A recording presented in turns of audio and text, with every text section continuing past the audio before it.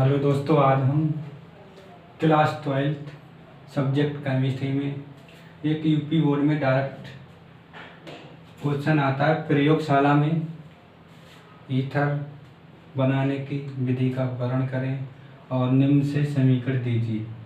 निम्न के साथ समीकरण दीजिए। हाइड्रोजन आयोडाइड के साथ क्रिया, एसिटिल क्लोराइड के साथ और PCl5 के साथ क्रिया। निम्न के साथ अब क्रिया करें और चित्र सहित वर्णन करो और निम्न के साथ समीकरण दो, ये आता है। तो अब इसे हम देखते हैं आज।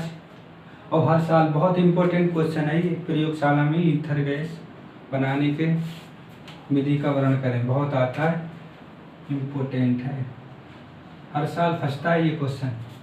तो आज इसका हम देखते हैं सिद्धांत। पहले हम इसे सिद्धांत के से देखते हैं। सिद्धांत में अगर किसी गैस की चित्र सहित या किसी गैस के प्रयोगशाला में विधि बनाने के लिए सर्वप्रथम हम सिद्धांत स्टार्ट करते हैं। सिद्धांत को सर्वप्रथम देखते हैं, सिद्धांत को देखते हैं। तो क्या ईथर बनाने तो लिखते हैं प्रयोगशाला में प्रयोगशाला में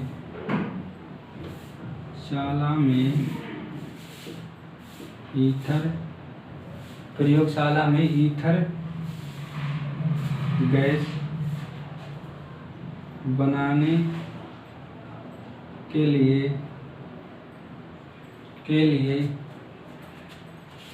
एथिल अल्कोहल को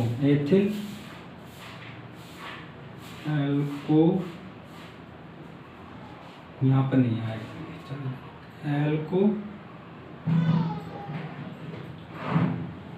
एथिल अल्कोहल को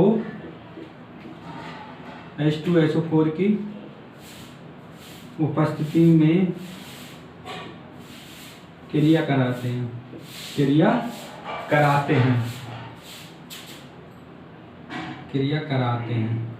तो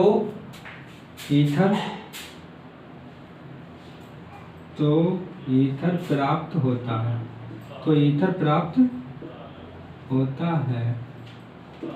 प्राप्त होता है। तो इस समीकरण को देखते हैं समीकरण के द्वारा। तो एथिल अल्कोहल का फार्मूला क्या था, C2H5OH। इसे सल्फ्यूरिक अम्ल की H2SO4 की उपस्थिति में क्रिया कराते हैं तो प्राप्त होता है C2H5OC2H5। तो यहाँ देखो, इसे देखते हैं, C2H5 दो जगह है, इधर दो जगह हैं, तो यहाँ एक है तो यहाँ 2 से गुणा कर देंगे। ठीक, अब यहाँ C2H5 दो जगह है तो इधर 2 आ गया, और यहाँ 2 ऑक्सीजन, एक ऑक्सीजन आया और 2 हाइड्रोजन और एक ऑक्सीजन बचा है, तो जल बाहर निकल जाता है। ठीक, अब इसकी विधि देखते हैं। तो इसको इसके नीचे लिख लेते हैं एथिल अल्कोहल, इसके नीचे लिख लेते हैं एथिल अल्कोहल,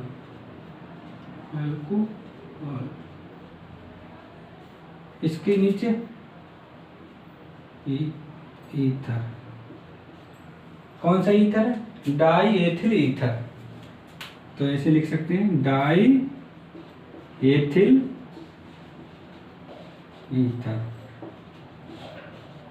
ईथर लिख सकते हैं। अब इसकी विधि देखते हैं। विधि लिखने से पहले हम चित्र को समझते हैं। अगर चित्र समझ लिया तो विधि लिख लेंगे, चित्र को समझ लिया तो विधि लिख सकते हैं।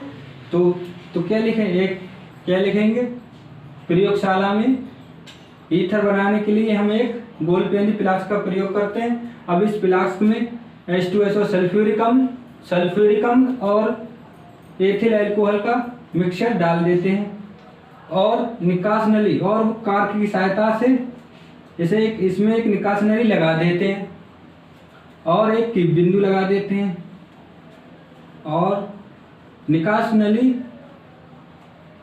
की सहायता निकास नली को दूसरे सिरे को जल संयंत्र से जोड़ देते हैं। जल संयंत्र है, इसे जल संयंत्र है क्योंकि इसमें जल भरा हुआ है, इसलिए इसे जल संयंत्र बोलते हैं, क्योंकि इसमें ईथर गैस जो प्राप्त होगी वो बहुत गर्म होती है, इसे ठंडा करने के लिए हम जल संयंत्र का प्रयोग करते हैं, जल संयंत्र का प्रयोग करते हैं। अब जल संयंत्र से होता हुआ निकासनी का दूसरा सिरा हम ग्राह्य पात्र से जोड़ देते हैं। अब ये फ्लास्क को स्टैंड की सहायता से हम इसे कस देते हैं और बर्नर की सहायता से हम इसे धीरे धीरे गर्म करते हैं और की बिंदु की सहायता से सल्फ्यूरिक अम्ल धीरे धीरे गिराते हैं, जिससे एथिल अल्कोहल क्रिया करके ईथर गैस बनाता है, ईथर की वेपर बनाते हैं जो बहुत गर्म होती हैं। अब इसे जल संयंत्र में ठंडा होकर ग्राह्य पात्र में धीरे ईथर द्रव के रूप में एकत्रित हो जाता है। अब जो हमने इसे समझाया, अब इसे हम विधि में लिख सकते हैं, बहुत ईजी है, तो लिखें। चलो देखते हैं अब इसे। तो क्या लिखें? प्रयोगशाला में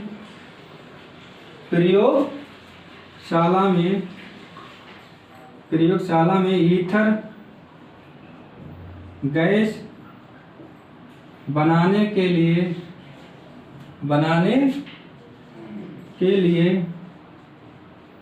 सर्वप्रथम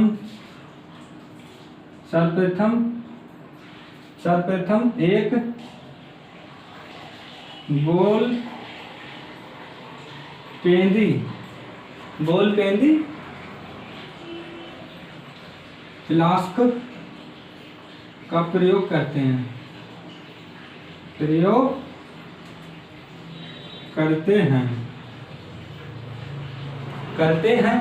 यही तो लेगा। हम प्रयोगशाला में ईथर गैस बनाने के लिए हम एक गोल पेंदी फ्लास्क का प्रयोग करते हैं, ये लिखा है हमने थ्योरी में, विधि में। अब इस फ्लास्क में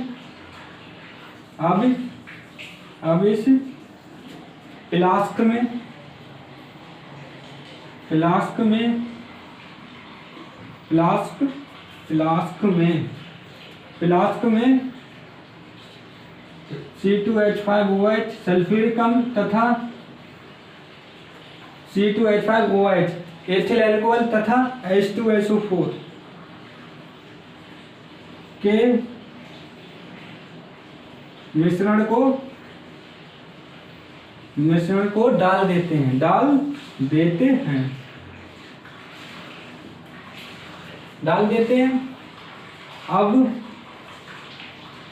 अब कार्क की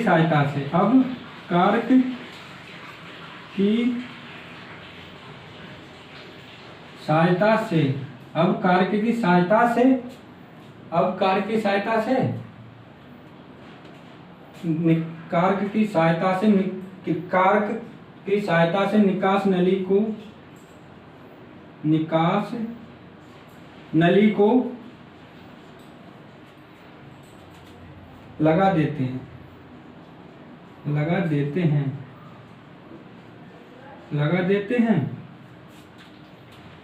देते हैं। अब इसे रफ करते हैं।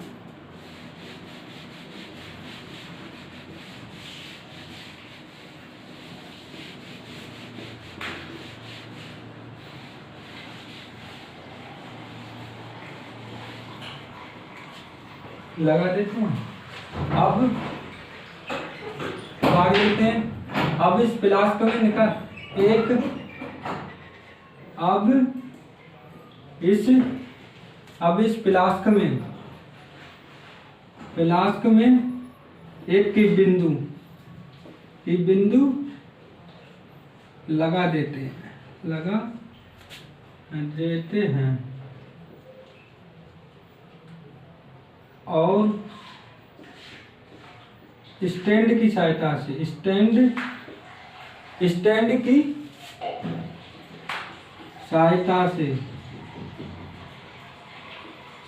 से धीरे धीरे स्टैंड की सहायता से कस देते हैं और बर्नर की सहायता से गर्म करते हैं।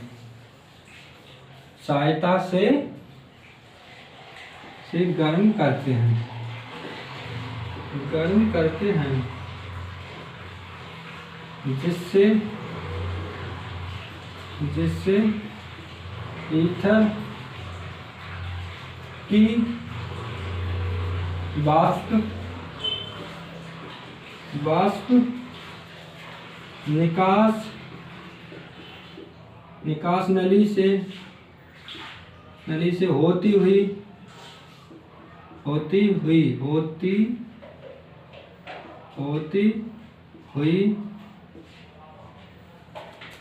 निकास नली की सहायता से होती हुई जल संघनित्र में ठंडा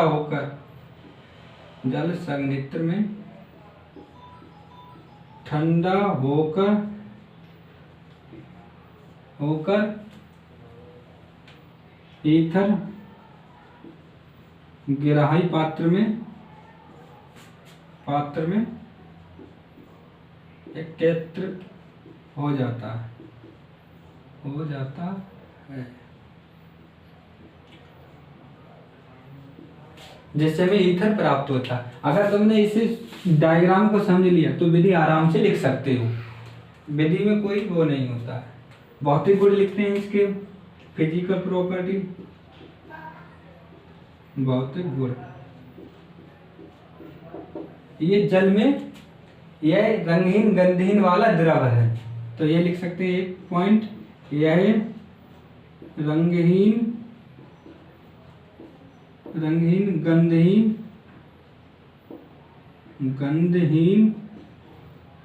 ये रंगहीन गंधहीन वाला द्रव है,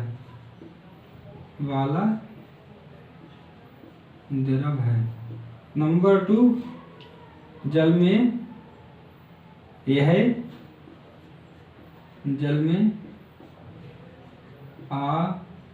आविलय है कि जल में आविलय है, क्यों? जल में घुलता नहीं है, आविलय है।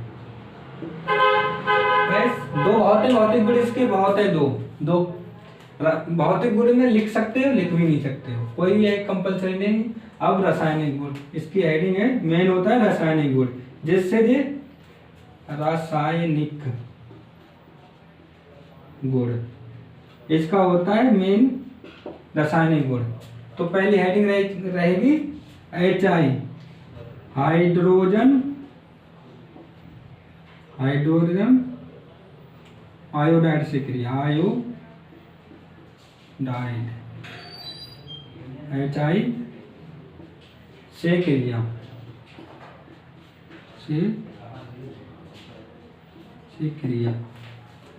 HI से क्रिया। इसमें लिख सकते हैं जब ईथर को HI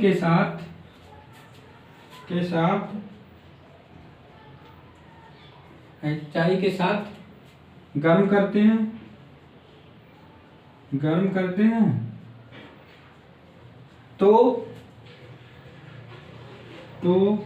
एथिल आयोडाइड प्राप्त होता है। तो एथिल आयोडाइड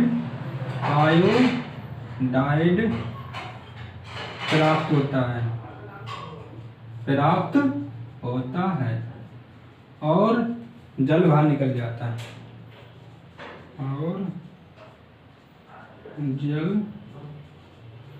जल बाहर निकल जाता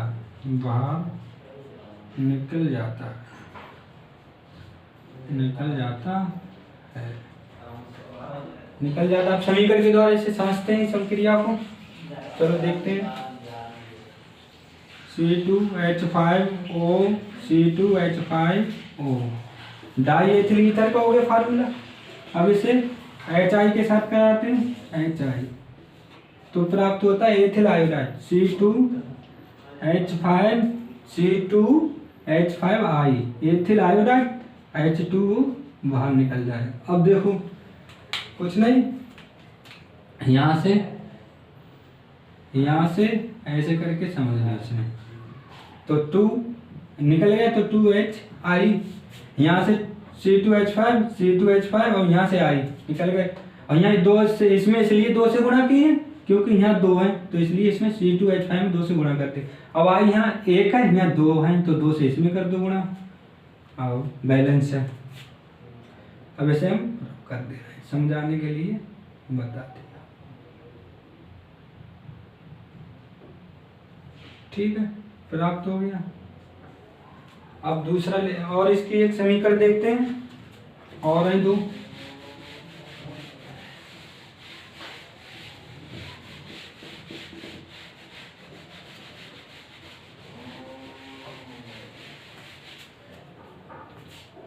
दूसरी है इसकी PCl5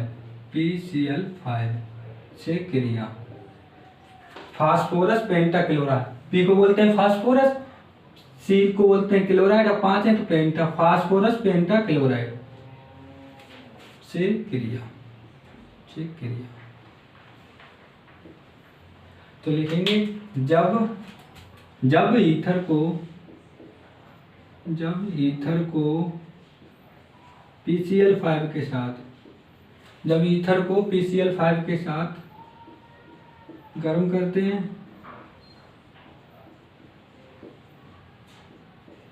तो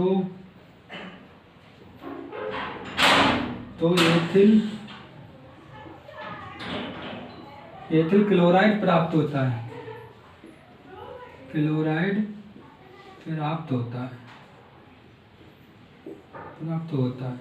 और PuCl3 बाहर निकल जाता है। चलो इसे समीकरण के द्वारा समझते हैं। देखो C2H5